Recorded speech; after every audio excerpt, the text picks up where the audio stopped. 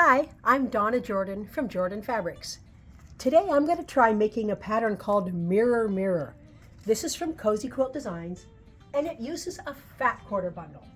So I have this nice bundle of batiks. We'll open it up. There's quite a few different colors there. And let's see what sizes we've got. We've got 5 sizes and I'm going to make the twin size. So I need 18 fat quarters. Now my fat quarter bundle only has 16, but that's not a big problem. You can always buy a little bit extra of the fabrics you're using on the borders and cut out the pieces you need, or if you have a couple extra coordinating fat quarters like I do, you can add those in. Let's just open this up and see what all the fabrics look like. I'm hoping to get a wide range of colors, not all the same color. And we are also going to need a background. So let's see what these look like. We've got quite a few different colors, some browns and greens, and they're quite a bit different, which I think will make the patchwork look better. I honestly think this quilt will look better with more colors rather than less, and not a lot of all of the same color. This is good. We've got a lot of different colors, and then we'll be adding in the blue and that black multi. For a background, I'm going to use another batik. I'm going to use this almost solid background. This is an 1895 from Hoffman, and I think all these fabrics will show up well against that. It's always a good idea to iron your fabrics, especially fat quarters that have been folded up in a package. I'm going to cut 2 layers at a time. You can cut 1 at a time, you can cut 4 at a time, just do what you're comfortable with.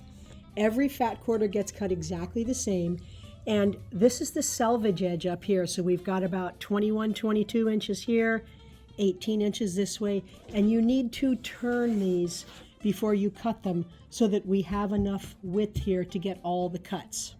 I can't give you all of the exact sizes that I'm cutting because it's not my pattern. But Cozy Quilt's patterns are so easy to follow, and they have all the numbers that you need.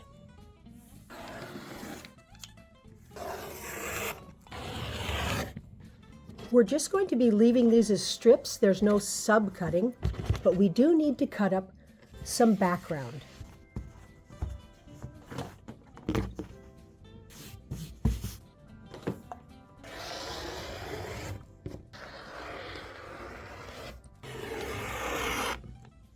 The last thing we need to do for these background strips is just cut them in half.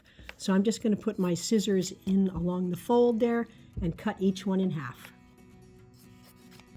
For this quilt, we can just cut out a couple of blocks at a time. So we've got all the pieces we need to make the blocks in these colors. Each color is used individually in the block. You can't do that with every pattern, but when you can, I like to cut out 1 or 2 of the blocks and get those stitched up so that I can get good practice and know ahead of time if there's anything I need to watch out for, and I can really get a head start to see what's my quilt going to look like, what's the block going to look like. Let's start off with the widest batik strip here and a narrow background strip, and we're going to make a strip set. We're going to sew them together. And you'll notice, because we cut these the opposite way we normally cut strips, that your background strips are going to be a little bit longer. That's okay. You can just let that excess hang off the end there and just sew along the edge. And it helps if you don't stretch either one, because then your patchwork will lay flatter.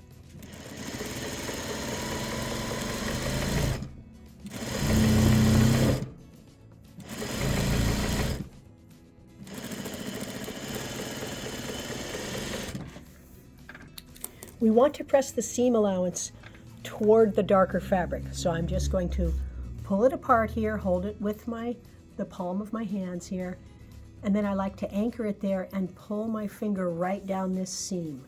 And that will press it without stretching it, but it makes sure it's open. I'm kind of opening it as I pull down. I'm going to repeat this with the second wide strip and narrow background. Next, We'll take the medium size print here and a narrow background, and we'll sew this one on.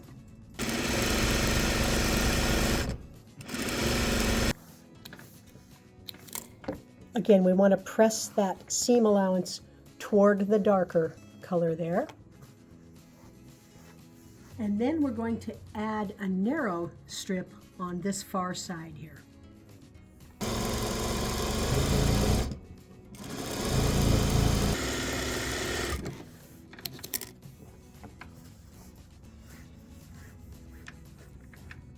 Last thing we need to make has one medium background and one medium print.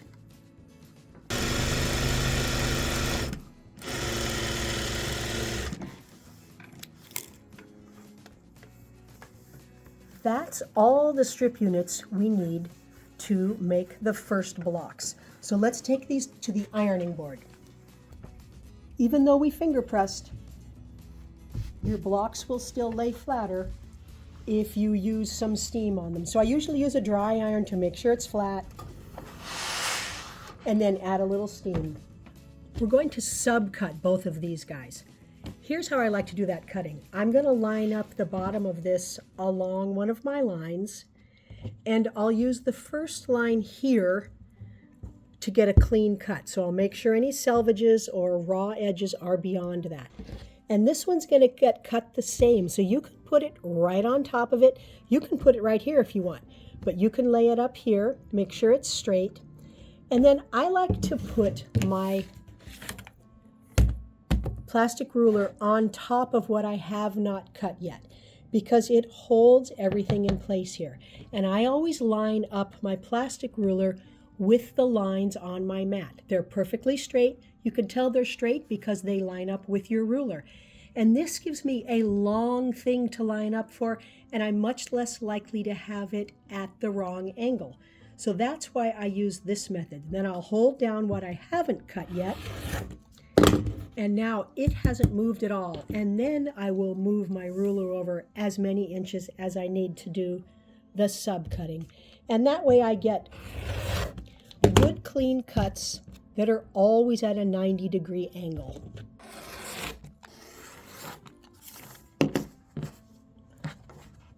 These two strip units, even though they're different, they're going to get cut exactly the same width. Not the same as what we just did, but these two get cut the same. So I'm going to lay them on the table and cut them at the same time. All the cutting is done now, and what we can make is 8 blocks that are exactly the same out of this one fabric. So let's take these to the machine, get that block done. That's the order the pieces will go in. It's a super easy block to make. They're pretty small when you get done, and we're going to have 8 of them, but since we've got 18 different fabrics, this particular one will be sprinkled throughout the whole quilt. There's only one intersection to match, and that's right here. Because we iron toward the dark, the seam allowances are going in opposite directions, and it's real easy to feel with your fingers if you've got that matched up.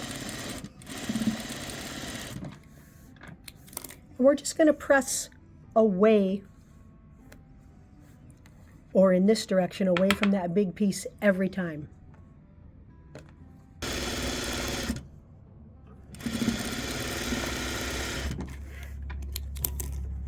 Let me double check the pattern. I'm pretty sure it's going to have us press toward the dark every time.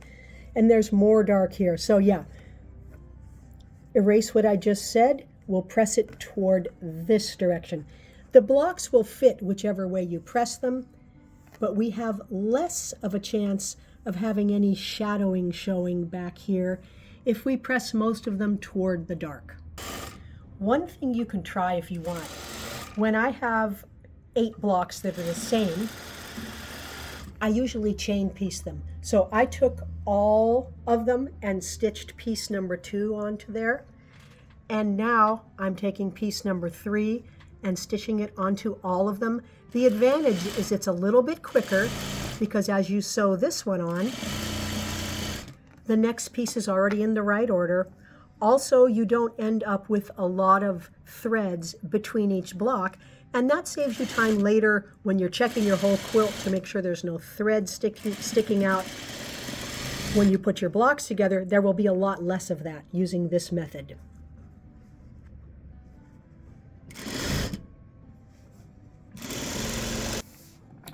This also makes it quicker to finger press because they're still attached. So you can just pull that one down, go to the next one, and when you have the whole string done, you can trim them apart. And then we will have all 8 blocks in this color done. Then I will cut and stitch all the other colors, and we'll be ready to lay the quilt out. All the blocks are done, and we're ready to lay out the quilt. You can put these together in groups of 4, and that will save a lot of time. But there's several different ways you can lay them out. Here's the first option. We're going to have these 4 little parts of the block coming together. Then when you make more blocks, you will see that the big parts will also come together. So we'll end up like this. We'll end up with 4 big ones together and 4 little ones together. So you can save a lot of time if you just pick out some combinations or do them at random and sew them in groups of 4. Well, let's see, how does this go? There we go. So you want to pick your colors so that you get different colors coming together there and different colors coming together here. Let me lay a little bit more out so you can get a better idea of what the quilt looks like. So here's a little better look at more of the layout. This is the basic block right here. And when you repeat that over and over, that's what you're going to get. Now here's a second way you can lay the blocks out. You would make a bunch of blocks like this. It has kind of a pinwheel effect in the middle there, but let me show you what it looks like when you make multiples. Now we're getting a completely different shape. What we're getting now is kind of a long, dark spot of color. So it's going to give you more of a diagonal look than this one. They're both very interesting. Not sure which one I like better. I'm going to get my camera and take a picture of both because that often clinches it for me. You get a completely different view when you look at this through the camera on your phone. I'm really liking that layout. Now if we move over to this one, it's very even and balanced. That's very nice too. But I think this one is more interesting, so I'm going to lay it out like this. So all I'm going to do is put these together in 4s, and I'm just going to pick the colors. So I have 4 different colors here, and I'm going to make all the blocks into these 4s, and then I can lay those 4s out on the table very quickly, sew them into rows, sew the rows together, add a couple borders, then we can get it loaded onto the quilting machine. The Mirror Mirror quilt is all loaded on the machine, and it's time to pick a thread color. I've got all these different neutral shades, and I think any of them will work. I don't want to get too much showing in the background, so these dark browns are probably not my first choice. They're pretty dramatic on there, but they're going to blend in everywhere else.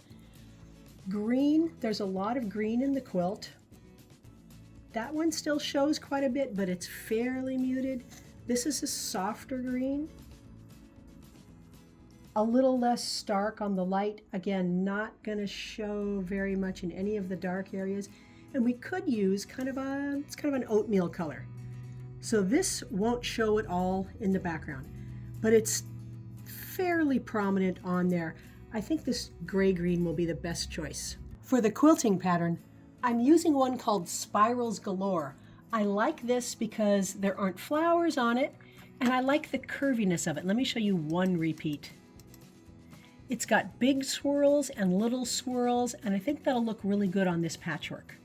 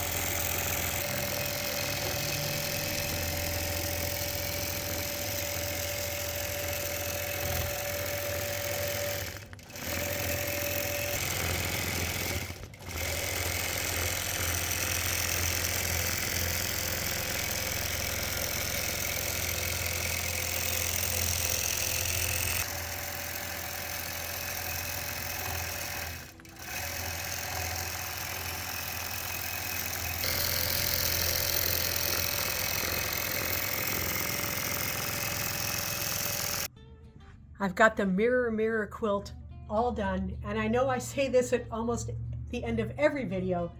This is one of my favorite quilts to make. It was so satisfying. Each set of these little blocks stitched up very quickly, and they were very nice and accurate. And then when you put the four together, so here's 4 blocks together. I put sets of fours all together, and each one is laid out exactly the same way in the quilt. That made the layout really easy because you could spin them in any direction you want to get your colors balanced. So I think the color I see the most in here is this burgundy one. So I wanted to make sure that was sprinkled throughout evenly, and I think it is. For the borders, we had this little teeny one, which is the same as the background. I like that kind of border because it makes the patchwork float a little bit. Then you've got this little border here in the green, and I love the little swirly big border. Binding is another batik. It's got a little bit of blue, a little bit of greenish blue. And then on the back side, I use this all over little teeny leaves. And the swirls look really good on that. I was actually a little concerned because the thread color is quite a bit darker than what I usually use, but I really like how it turned out. It's not saying too much, it's receding pretty well, which I like, so I think it turned out pretty good. The size, it's a big twin. I think it's 76 by 96, so that's a generous twin size. There's also a queen and a king, and there's a couple of smaller versions. Thanks so much for watching our video today. We hope you enjoyed it. At the end of every video, we like to do a giveaway. Today's giveaway is a quilt in a pattern called Fruitcake. And these are Moda fabrics designed by Debbie Maddie called Kasuri. It's kind of a Japanese indigo dyed look to them. It's very easy to enter the giveaway. All you do is click the link right below this video and it says giveaway. And then you can enter your name and your email address, and you might be the next lucky winner. Now, if you like our videos and you want to support us, the best thing you can do is subscribe to our YouTube channel. That really helps us out. Happy quilting!